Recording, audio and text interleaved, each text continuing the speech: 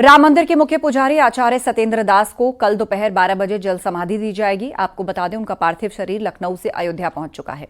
उनके आवास पर लोग पहुंचकर उनके अंतिम दर्शन कर रहे हैं।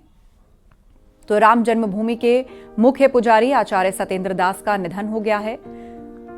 वो कई दिनों से अस्पताल में भर्ती थे, उनका इलाज चल रहा था। उनको देखने के लिए मुख्यमंत्री योगी आदित्यनाथ पूर्व में अस्पताल भी गए थे, लेकिन उनका अब निधन हो गया है। कल उन्हें जल समाधि दी जाएगी। दोपहर 12 बजे उन्हें जल समाधि दी जाएगी। उनके पार्थिव शरीर को उनके आवास पर लाया गया है, जहां लोग पहुंच करके उनके अंतिम दर्शन कर रहे हैं। उनका पार्थिव शरीर लखनऊ से अयोध्या पहुंच चुका है। उनके घर पर आकर बड़े पैमाने पर जो भीड़ है वो उनके दर्शन कर रही है, उनको श्रद्धांजलि अर्पित कर रही है। आचार्य सत्येंद्र दास जो राम मंदिर के मुख्य पुजारी रहे और राम मंदिर के लिए जो आंदोलन वर्षों तक चला उसके साक्षी भी रहे। टेंट से लेकर और भव्य मंदिर में गर्भगृह में विराजमान होने तक उन्होंने रामलला की सेवा की। वो मुख्य पुजारी रहे और जिनका निधन हो गया है उनको कल दोपहर 12 बजे जल समाधि दी जाएगी। रामलला की बीते 34 साल सब प्रयास के बावजूद लगभग 87 साल की आयु में उन्होंने उनका शरीर शांत हो गया। जीवन भर हनुमान जी की सेवा की, राम जी की सेवा की, छात्रों को संस्कृत पढ़ाई, व्याकरण पढ़ाया और मैं जानता हूँ अच्छी प्रकार जब 1993 में उनको पुजारी के स्थान पर रखा गया तब उस समय देखभाल कमिश्नर के अंतर्गत थी। मंदिर की देखभाल कमिश्नर करते थे। उनसे पूछा गया था आपको कितना पैसा दे दें हम, सम्मान राशि, मानधन, कुछ भी कह लीजिए उसे।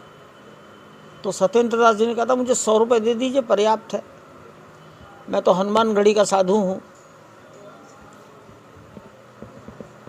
तो ऐसा उन्होंने सेवा की है।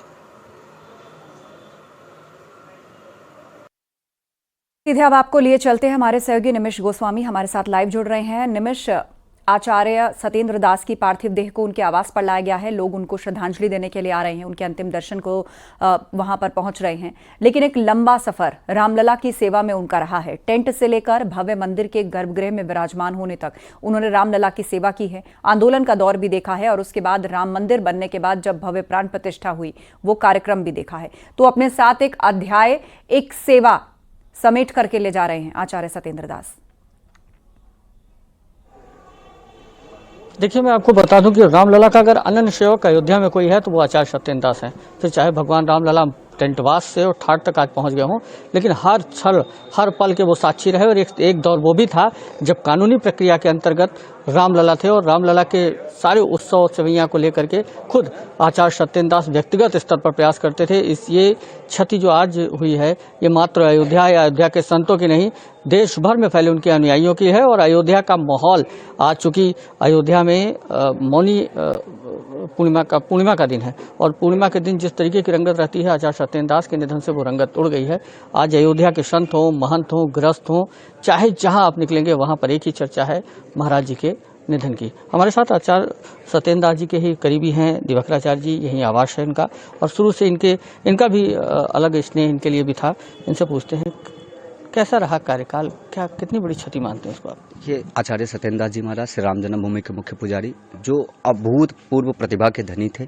ऐसे संतों का होना मैं मानता हूं कि शाश्वत शक्ति प्रभु श्री रामलला का दर्शाता था कि अयोध्या के वैष्णव सिरमौर थे आचार्य श्री सत्येंद्र दास जी महाराज की, जिनके नेतृत्व में 1992 से लेकर आज तक, टेंट से लेकर ठाठ तक जो श्री रामलला के लिए उन्होंने समर्पण रखा, त्याग, वैराग्य और समर्पण की जो भावना उन्होंने प्रकट की। शास्त्रों में कहा जाता है कि निश्चित ही यह अभूतपूर्व क्षति है, पर जो नैनम छिंदन्ति शास्त्राणि नैनम दहति पावका।